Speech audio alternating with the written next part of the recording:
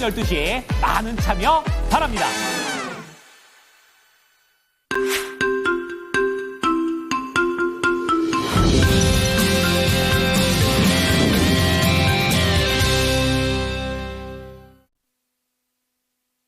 자, 미국은 상호 관세 발표를 앞두고 시장에 혼조로 거래를 마쳤습니다. 하지만 전략 후강의 패턴을 좀 보여주게 되면서 이제는 공포보다는 좀 더 신중하게 보고 가자는 분위기였습니다.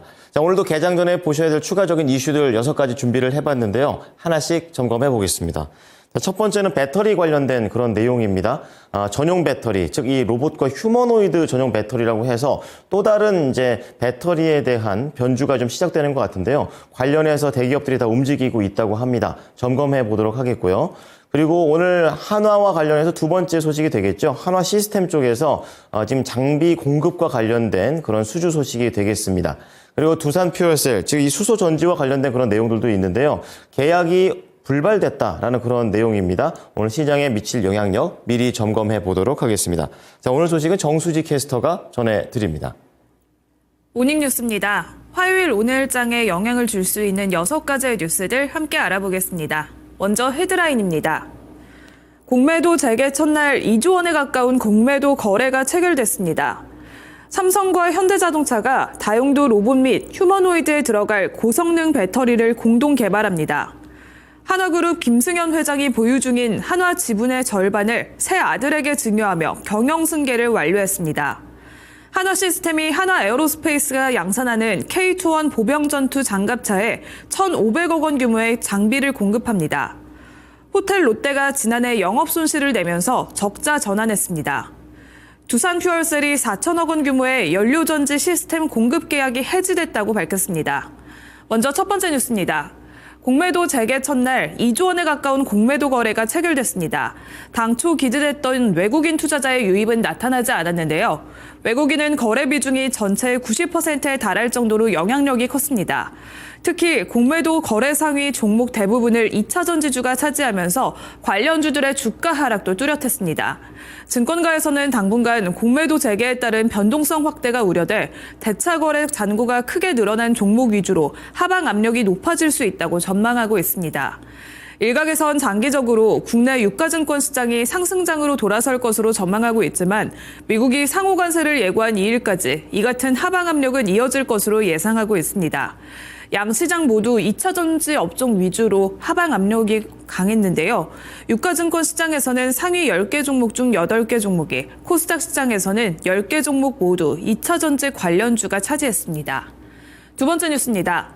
삼성과 현대자동차가 다용도 로봇 및 휴머노이드에 들어갈 고성능 배터리를 공동 개발한다고 밝혔습니다.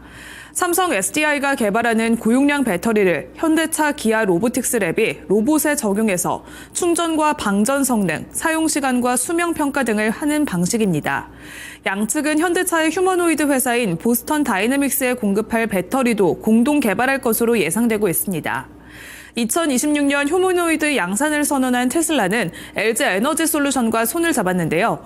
4680 배터리가 내년에 나오는 2세대 옵티머스에 장착될 것이란 관측이 나오고 있습니다. 고성능 배터리 선점이 로봇 전쟁의 승자가 될 것으로 예상되고 있는데요. 관련주들의 흐름까지 체크해 보시길 바랍니다. 세 번째 뉴스입니다. 김승현 한화그룹 회장이 보유 중인 한화 지분의 절반을 새 아들에게 증여했습니다.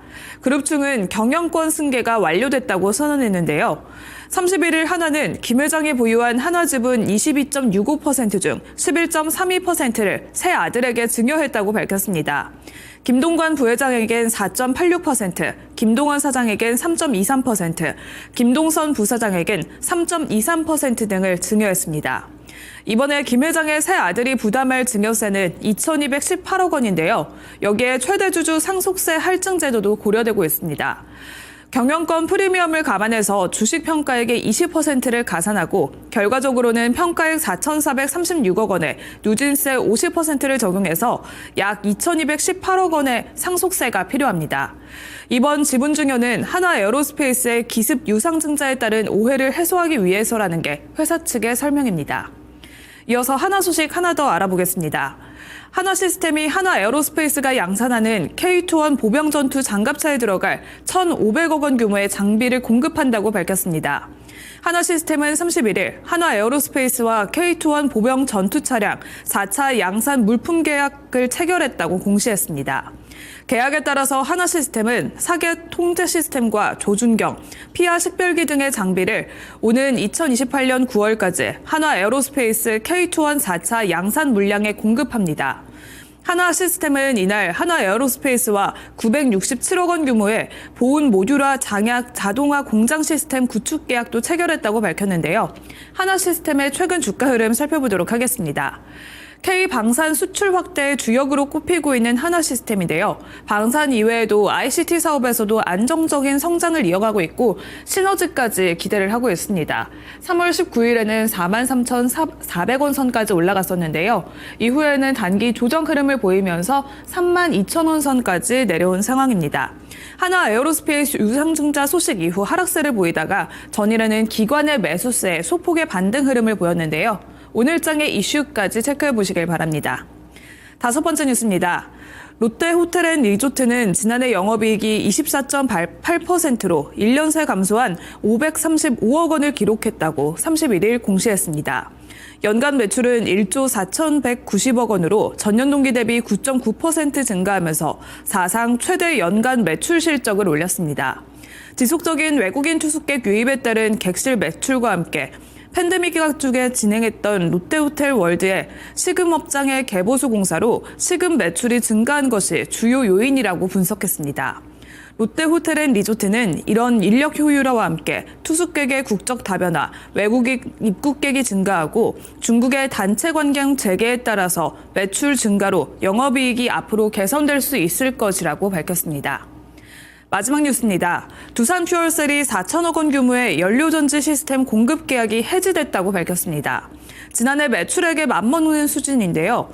두산퓨얼셀은 2022년 12월 한전기술과 금호건설, LS일렉트릭과 110메가와트 규모의 수소 연료전지 시스템 공급 계약을 맺었습니다. 하지만 2년이 넘도록 착수 지시서가 미발급되면서 당사자 간의 합의로 계약은 해지됐습니다. 두산퓨얼셀은 계약금 등 선수금이 없었고 수주 실적에 반영되지 않은 계약이어서 재무적인 영향은 없다고 밝혔습니다. 다만 넥스트레이드 애프터마켓에서는 급락했는데요. 오늘 정규장에서의 흐름까지 꼭 체크해 보시길 바랍니다. 이상 6가지 모닝뉴스 전해드렸습니다.